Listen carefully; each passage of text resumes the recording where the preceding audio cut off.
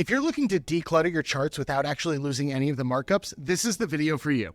Hey everyone, I'm Jenks, this is the Trading Floor, and welcome to another episode of Back to Basics. Today, we're going over the object tree in TradingView and how you might be able to use it to organize and access your chart markups quicker and more efficiently.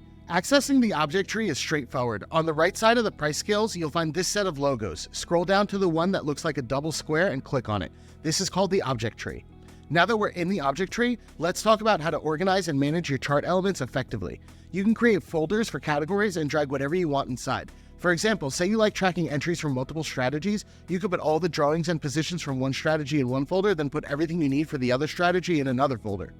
You can always expand or collapse sections to view specific types of objects, making it easier to focus on the relevant elements. Additionally, you can hide or show individual objects directly from the object tree, enabling you to declutter your chart and focus on just the key analysis.